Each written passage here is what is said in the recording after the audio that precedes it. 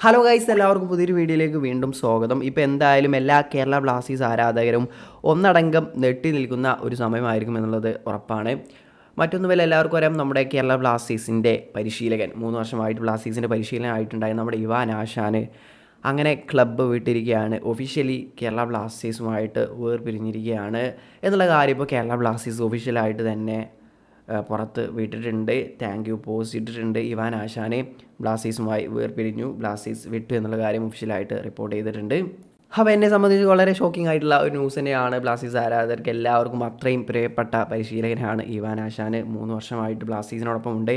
ആ വലിയൊരു മൂന്നാമത്തെ ISL സീസണിന് ശേഷം നമുക്ക് അത്രയും നമ്മുടെ ടീം എങ്ങനെ ആയിരുന്നു കിടന്നിട്ടുണ്ടായിരുന്ന എല്ലാവർക്കും അവിടെ നിന്ന് ഒരു പ്രതീക്ഷ വെക്കുന്നൊരു ടീമാക്കി മാറ്റിയത് അത് ഇവാൻ ആശാനാണ്. എല്ലാ സീസണിലും മികച്ച ഗെയിം നമുക്ക് കാണിപ്പിച്ച് തന്നത് അത് നമ്മുടെ ഇവാൻ ആശാൻ വന്നതിന് ശേഷമാണ്.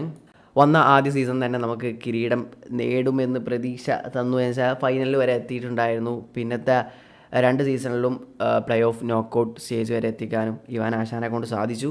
അപ്പോൾ ബ്ലാസ്റ്റേഴ്സിൻ്റെ നിലവിലെ ഇവാൻ ആശാനെ പുറത്താക്കി എന്നുള്ള ഈ ഒരു ഡിസിഷൻ ബാഡ് ആണോ അതോ ഗുഡ് ആണോ എന്നുള്ളത് അറിയില്ല. എന്തായാലും എൻ്റെ ഒരു അഭിപ്രായത്തിൽ പറയുകയാണെങ്കിൽ ഇവാൻ ആശാൻ ഈ പുറത്തു പോയത് ഇപ്പോൾ നിലവിലൊരു സാഹചര്യം വെച്ച് നല്ലതാണോ എന്ന് ചോദിച്ചാൽ അറിയില്ല. ഇവാൻ ആശാൻ എൻ്റെ ഒരു അഭിപ്രായത്തിൽ എനിക്ക് 1 വർഷം കൂടി ഇവാൻ ആശാനെ നിലനിർത്തണമെന്നായിരുന്നു ആഗ്രഹം. അപ്പോൾ ഈ സീസണിലായിരുന്നു നമുക്ക് നല്ല മികച്ചൊരു സ്റ്റാർട്ടും കാര്യങ്ങളും കിട്ടിയാണ് നമ്മൾ 1-ാം സ്ഥാനത്ത്. എല്ലാവർക്കും അറിയാം, ഈ സീസണിൽ നമുക്ക് കഴിഞ്ഞ 2 സീസണിനേക്കാളും ഏറ്റവും കൂടുതൽ ഇഞ്ചുറി പ്രശ്നങ്ങളൊക്കെ വന്നതാണ്. അപ്പോൾ ഒരു കോച്ചിനെ കൊണ്ട് അത്രയും ഇഞ്ചുറി കാര്യങ്ങളൊക്കെ വന്നതുകൊണ്ട് തന്നെ ഇവാൻ ആശാനെ മാത്രം കുറ്റപ്പെടുത്തിയിട്ട് കാര്യമുണ്ടോ എന്നറിയില്ല. അപ്പോൾ അതുകൊണ്ടൊക്കെ തന്നെ ഒരു സീസൺ കൂടി ഇവാൻ ആശാനെ കൊടുക്കണമെന്നൊരു ആഗ്രഹം ഉണ്ടായിരുന്നു. ബട്ട് ഇവാൻ ആശാനെ പുറത്താക്കാണ് ചെയ്തിട്ടുള്ളത്.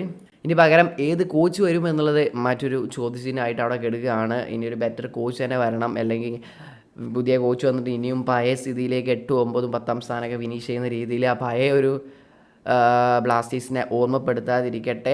ഇതിനേക്കാളും മികച്ച രീതിയിൽ നമുക്ക് കിരീടം നേടാൻ സാധിക്കുന്നൊരു പരിശീലകനെ എത്തിച്ച് ടീമിൽ എത്തിക്കുമെന്ന് നമുക്ക് പ്രതീക്ഷിക്കാം. അല്ലാതെ ഒന്നും പറയാൻ പറ്റില്ല.